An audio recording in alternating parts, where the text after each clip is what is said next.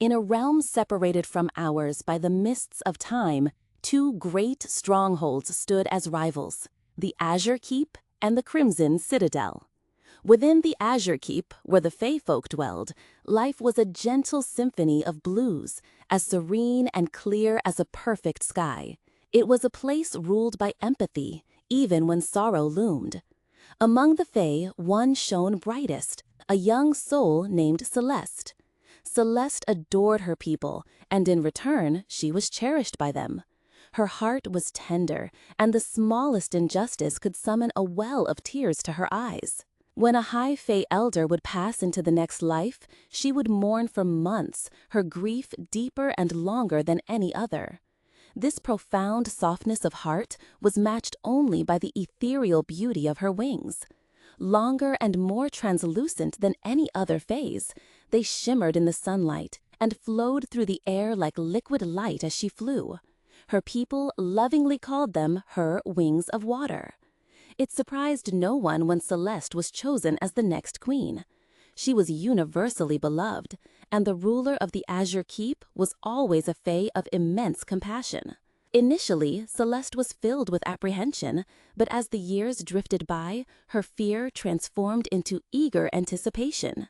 On her 16th birthday, she would ascend the throne, ready to share the boundless love in her heart with her people. But on the dawn of that fateful day, the warriors from the Crimson Citadel arrived. Clad in deep crimson armor, their eyes burned with the fury of a raging inferno. They stained the Azure Keep red with blood, slaughtering without mercy. For every life extinguished, Celeste shed a tear of bitter anguish. When they finally reached her, with her home engulfed in flames around them, her spirit was a dry, hollowed shell. But the Crimson Warriors did not grant her the mercy of death. That would have been too kind a fate. Instead, they beat her, brutally tore her wings from her back, and abandoned her in the ruins of the Azure Keep, utterly alone. Her beauty was shattered, her magic extinguished. In the Crimson Citadel, everything was warm, vibrant, and forged in strength.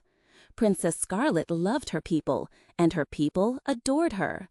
Her parents, the king and queen, boasted of her prowess with thunderous pride, and her subjects showered her with endless gifts and praise. She possessed a magnificent mane of red hair that blazed like a wildfire in the sun, which the people called her Inferno Crown. Scarlet was the embodiment of her kingdom's strength. She could watch gladiators battle to the death without flinching, her cheers echoing through the arena. She was destined to be queen, a powerful and unyielding one. But on Scarlet's 16th birthday, the world shifted. The day began with glorious sunshine, but soon succumbed to a dark, chilling rain.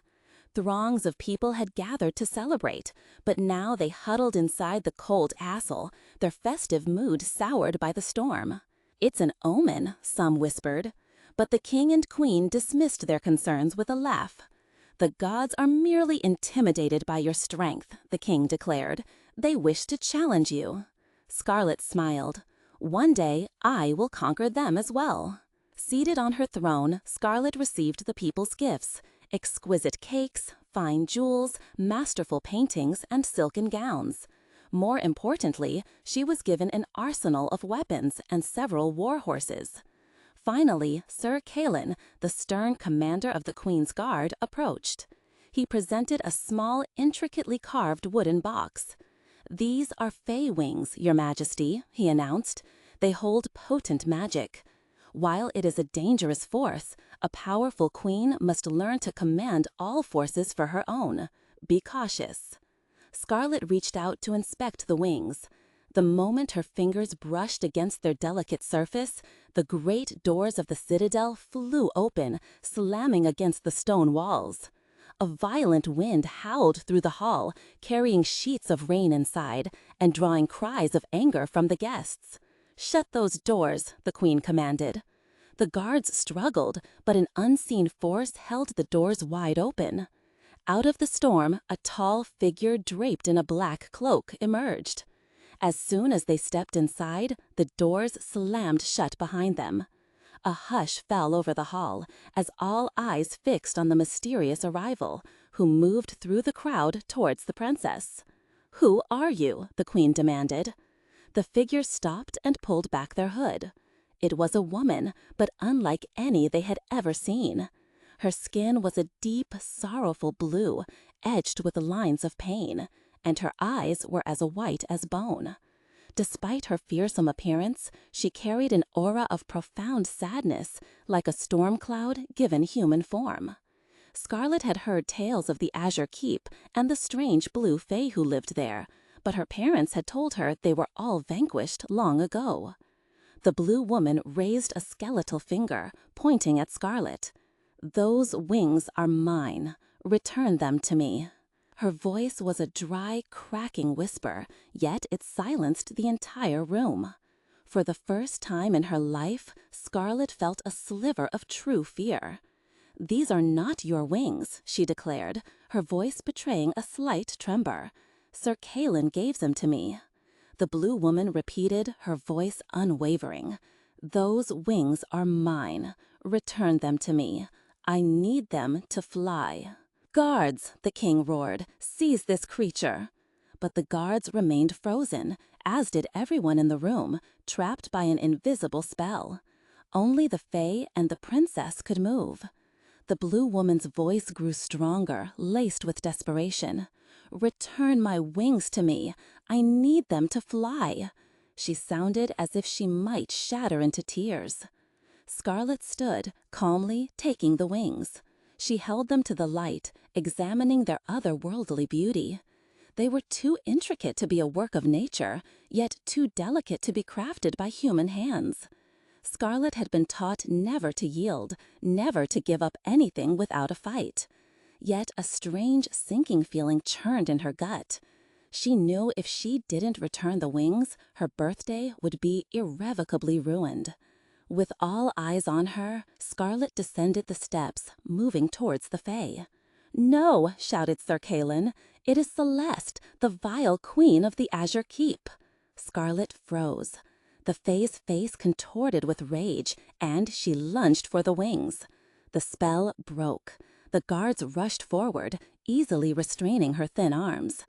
"If she will not return my wings," Celeste hissed, her voice dripping with venom, "then let her suffer as I have. If I cannot fly, then she must sleep. Tonight, your beloved princess will fall into a slumber so deep she will never wake again."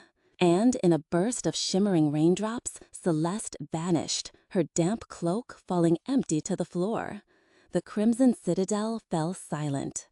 Outside, the rain stopped and the sun returned, but no one could feel its warmth. No one doubted the blue face curse. The king and queen summoned the most powerful healers and mages in the land, but none could break the spell. It was a curse woven with a pain more potent than any magic they knew. All they could do was take desperate precautions. That night, Scarlet did not go to bed, nor the next. For an entire week, she avoided her chambers as if they were plagued, staying awake by any means necessary. Her parents hired entertainers, musicians, jesters, and dancers to keep her occupied through every moment of the night. Yet, with each passing day, exhaustion weighed heavier on Scarlet, and her parents were helpless against it. One evening, while at dinner, her head drooped, falling onto her plate as she plunged into a deep sleep. The king and queen tried everything to wake her. They shook her, waved fragrant flowers and putrid potions under her nose. They commanded the musicians to play at a deafening volume. They poured buckets of icy water over her, but the princess remained still. Finally, exhausted and heartbroken, they carried her to her bed. For a time, they sat by her side every night, telling stories and brushing her fiery hair. But eventually, their grief became too much to bear. They, too, left her. Scarlet lay alone, a sleeping beauty in a silent room. Celeste slept as well. Without her wings, her magic was a faint echo of its former self. The only way to sustain the curse was to link her own consciousness to Scarlet's sleep. In their shared dreams, the two young women met. At first, Scarlet fled at the sight of the Fae, escaping into the boundless landscapes of the dream world. But as years bled into one another, with no way to mark the passage of time, she realized they would have to confront each other. She sat by the shore of a dream sea and waited. Eventually, Celeste appeared. "Why did you do this to me?" Scarlet asked.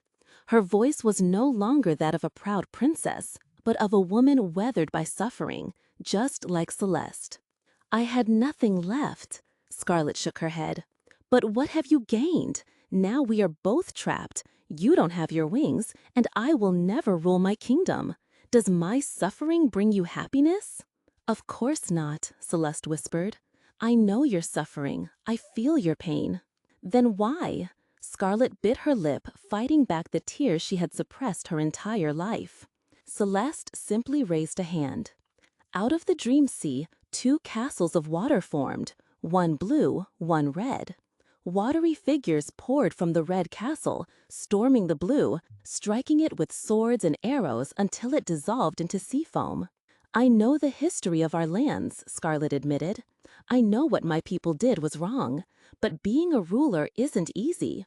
My mother often has to make difficult choices. Your people were dangerous. You had magic." "We all had magic, once," Celeste said with a sad smile. "But they conveniently left that part out of your history lessons, didn't they?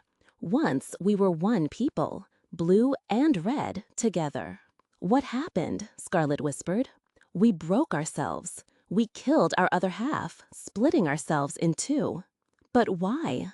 "For the same reason my people grew to fear yours, and your people grew to hate mine. Unity is fragile.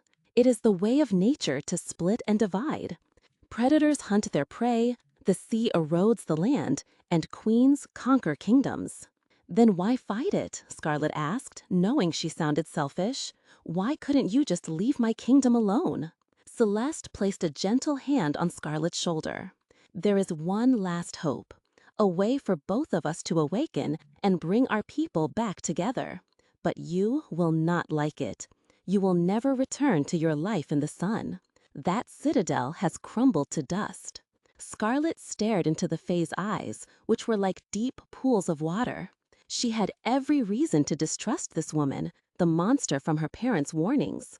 And yet, she now saw that her parents were monsters in their own right. "Tell me," she said. Scarlet awoke with a gasp. No, she was not Scarlet anymore, nor was she Celeste. She was Celeste Scarlet. She had her wings of water, and she had her hair of fire.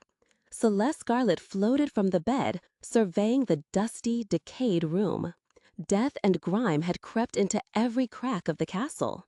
She knew, instantly, that her parents were long gone. Many years had passed.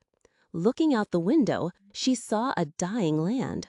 The earth was stained red, not with vibrant strength, but with fire and blood.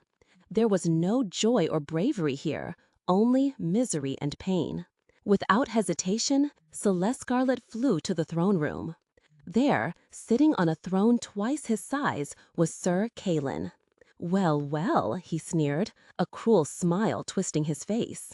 "The princess has finally decided to wake up. I think I preferred you asleep." The new king's guards rushed forward, but Celeste Scarlet was faster. She dove, plunging her nails into Calin's chest and ripping out his heart. The usurper king gave a final gasping breath and collapsed. Then the guards and soldiers descended upon her. They swung swords, fired arrows, and beat her with clubs. She cast them aside like insects, bursting through the castle doors and soaring into the sky above. Below, the people who had bled for this broken kingdom looked up at her, their faces etched with a weary acceptance. They knew the end had come. Celeste Scarlet raised her right hand. Fire rained from the sky. It consumed the Crimson Citadel and raced across the land, burning through fields and forests. It scaled mountains and danced over rivers, finally reaching the ruins of the Azure Keep, swallowing them whole. Celeste Scarlet raised her left hand. Water rained down. It washed away the ashes, swept the bodies into the sea, and cleansed the scarred land. At last, the fire died and the rain ceased. The land slept. Celeste Scarlet lowered her hands and wept. She cried rivers and oceans, her tears soaking into the parched earth. All around was silence and darkness. And then, where her tears had fallen, something began to stir in the dark soil. Something this land had not seen for a very, very long time. Green.